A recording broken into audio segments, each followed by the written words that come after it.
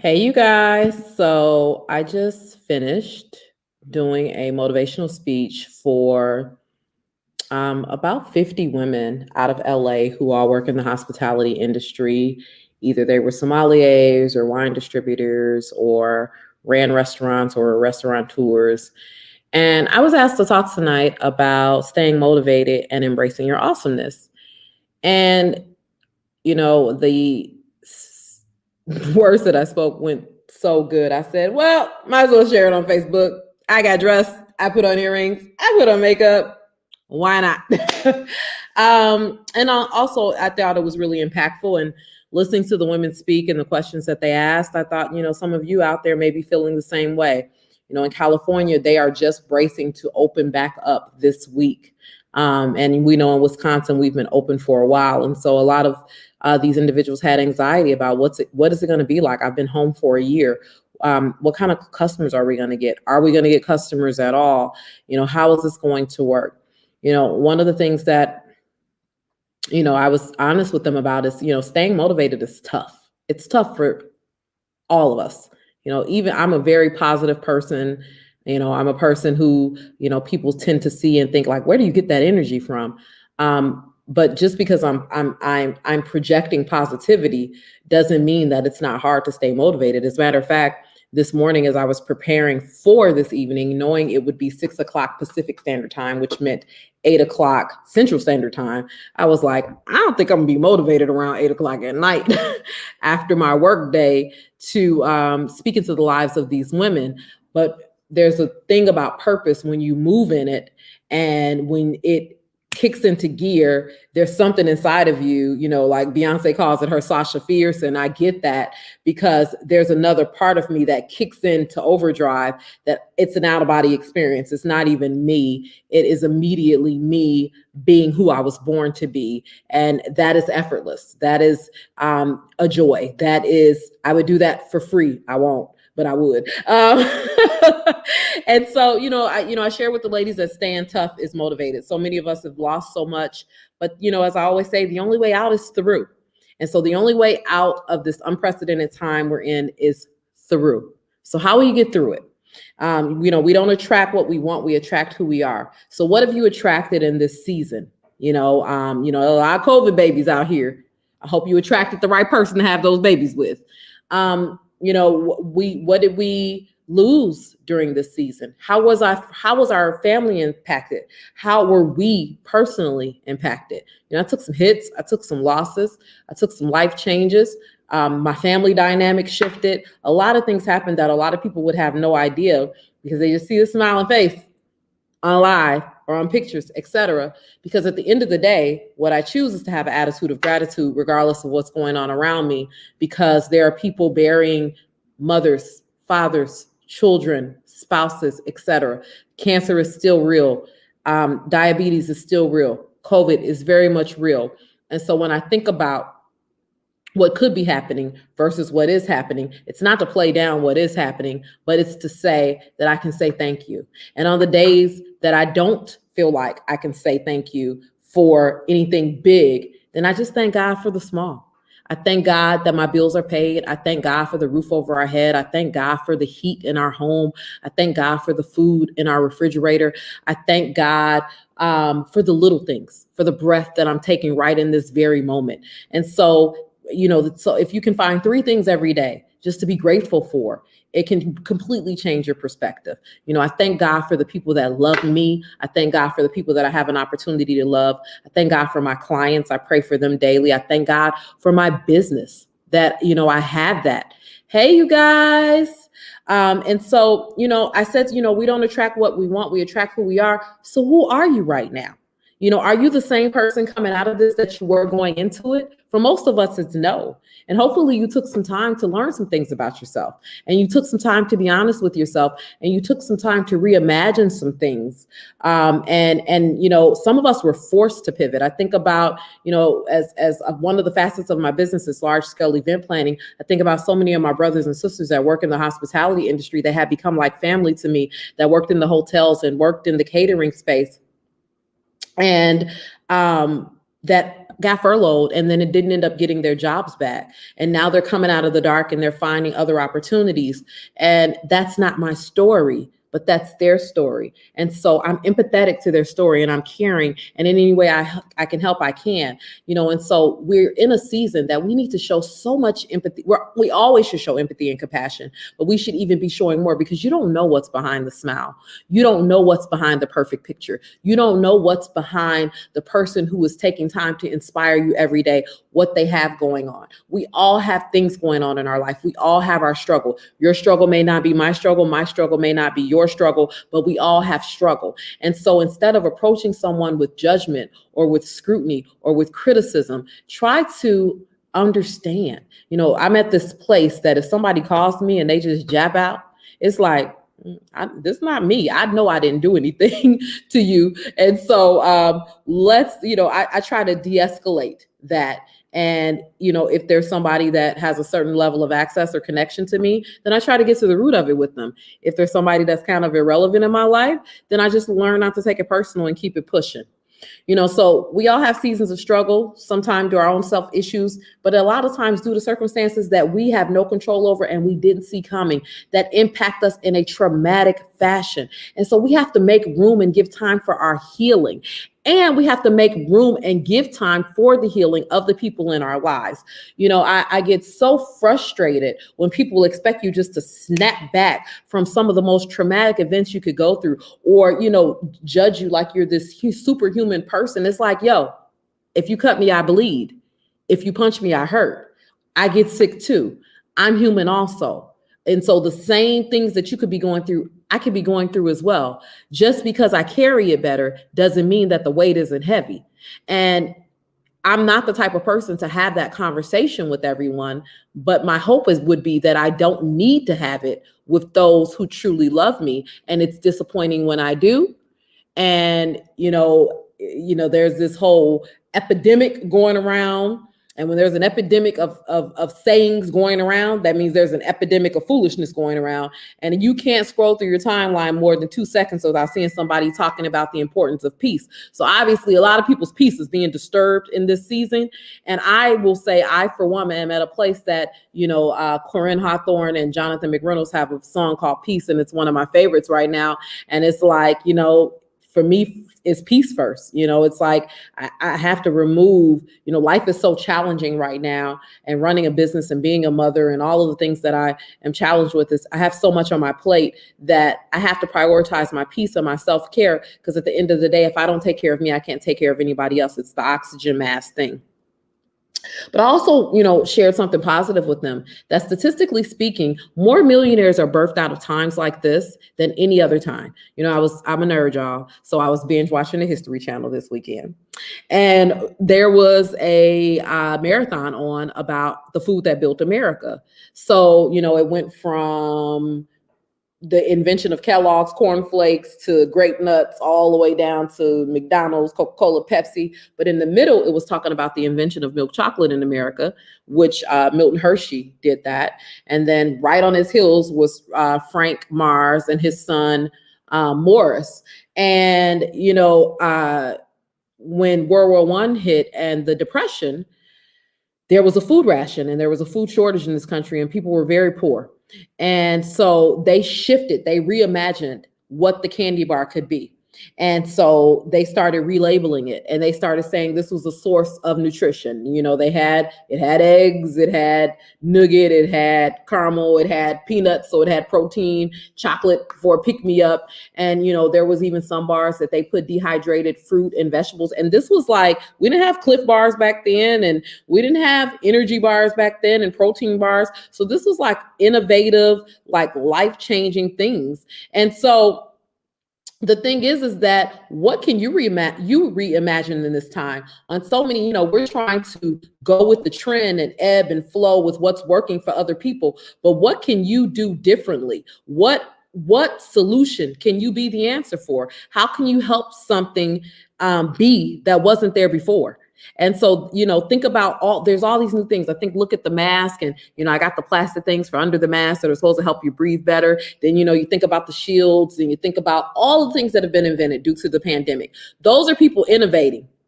for such a time as this. You think about somebody, the person that invented the pool noodle, people who are willing to take chances on things that people think are absolutely insane and crazy.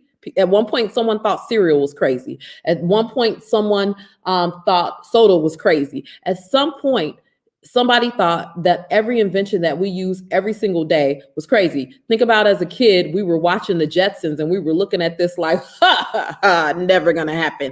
Pretty much everything on the Jetsons is available to you, with the exception of we're not living in space, flying around in our cars, but we are flying around to get from point A to point B. And so don't miss it. Don't miss your niche. There's something special that only you can do, and similar is not the same. And so I always say, like, I can give you the recipe. I'll give you the recipe. When I do live, I'm giving you the recipe all day, every day. But the sauce not going to taste the same, because to the point of what I was asked to be tonight, which was maintain my awesomeness. My awesomeness is me. It's my unique, authentic way in which I approach all the things that I do. And so it doesn't mean that someone else isn't awesome, because I'm a person that believes that there's enough work out here for everyone. And if you know me, I'm always recommending, connecting, etc., because I don't live with a poverty mentality of thinking if I put you on, that's going to put me off. And so that being said, like, I have no problem sharing, and I have no problem recommending. If you do good work and I respect it, I got you, because I can't do all the work. And there's a niche that hopefully you have that I don't. And so I'm going to connect you with people doing great things.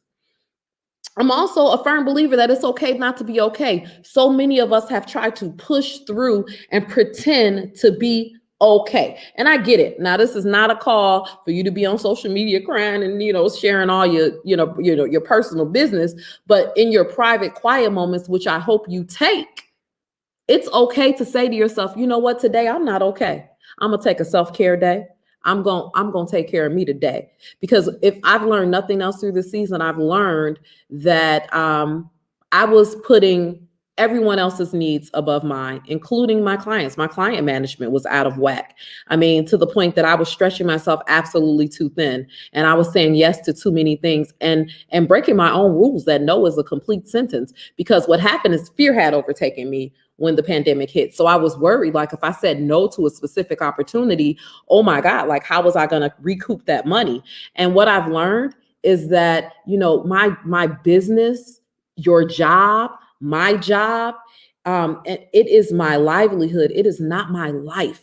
Like, my life is so full and so rich, and there are so many things that it does summon the help when you say you're not okay. And when you have the courage to say you're not okay, Mr. Haynes, it summons the help. But when you walk around pretending, which is inauthentic, and being fake, that you are okay when you're really not, then you are falling into the trap of isolation, which then furthers the propensity for you to end up depressed, anxious, and we don't want to lose you.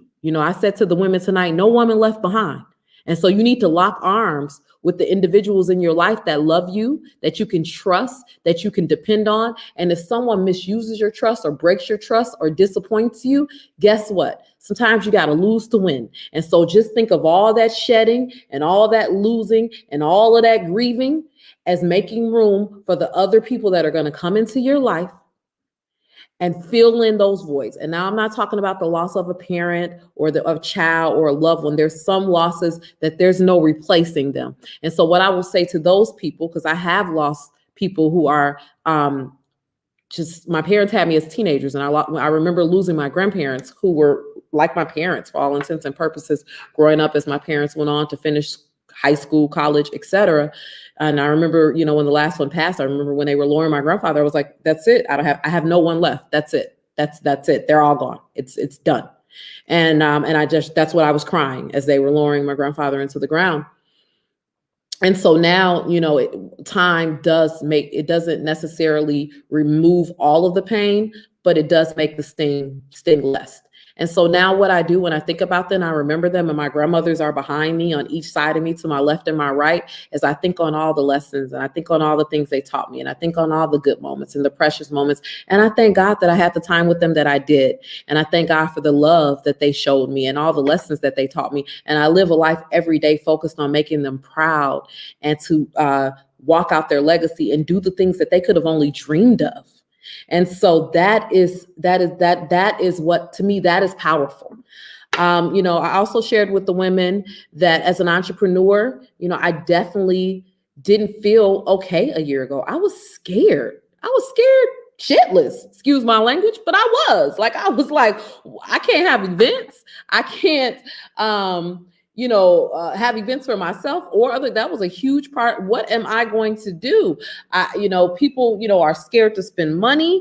And so, I really was focused on startups then and small business and, strategy, and then all of a sudden, all these corporations started calling. And I kicked back into my technical aptitude and my MSOE education and my engineering background and my Six Sigma Green Belt credentials. And, I always say we got the skills to pay the bills and use the right skill. And so I kicked into that, and I helped so many people pivot to virtual. And, it turned out to be, honestly, and I know this is not everybody's story and this is not me bragging, but this is hopefully going to motivate somebody, because when the great Dr. Maya Angelou said, nothing will work until you do. And so when I decided not to give up and dig my heels in and do the work, 2020 turned out to be our most profitable year ever. It really and truly did, because we reimagined who we served. We reimagined what we were capable of. We shed some clients that really couldn't afford us in the first place, which made room for clients who are willing to pay us so much more to do a little less, to be honest. And so I don't know if that's in the Bible, John. I might get it for that, but it is what it is.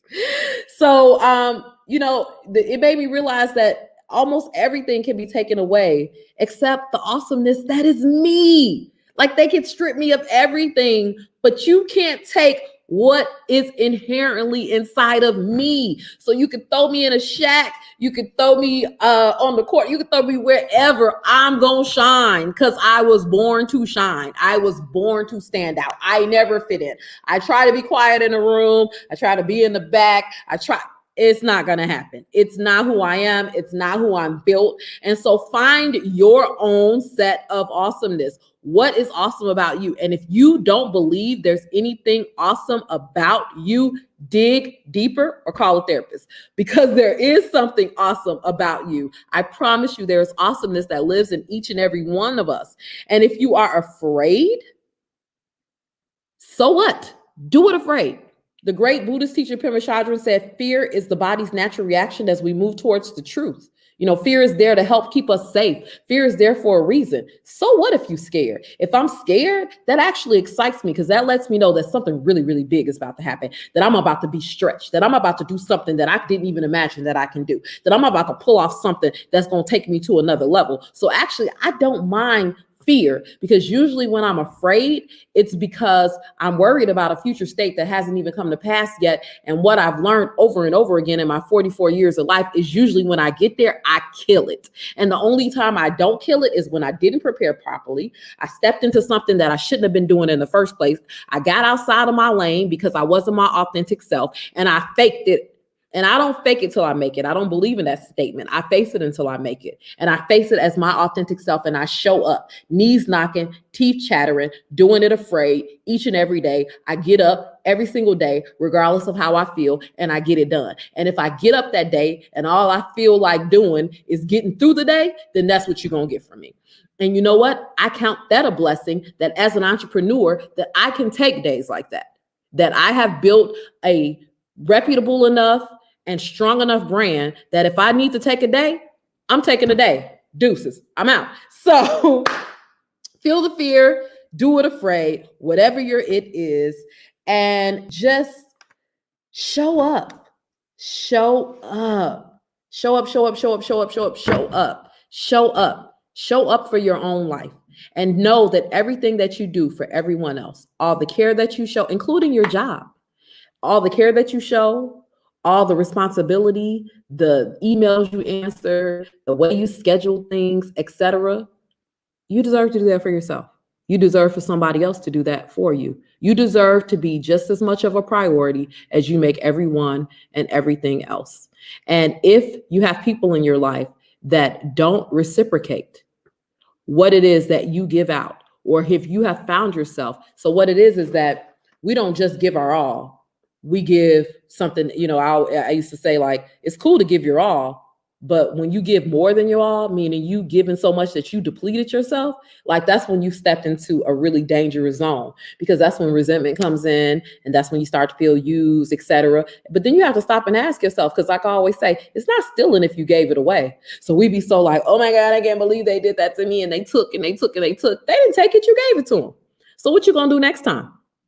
You gonna put some limits on some things? You gonna create some healthy boundaries? You gonna hold some people accountable? You gonna love yourself enough to say no? As my great friend Unica says, if it's not a hell yeah, it's a no. You gonna realize no is a complete sentence? You gonna stand up, show up, and have the tough conversation? Or you gonna keep sinking back and letting somebody walk all over you? The decision is yours. And in doing so, if you decide to slink back and let somebody walk all over you, you are not staying motivated, and you definitely not embracing your awesomeness. And guess what? You are awesome.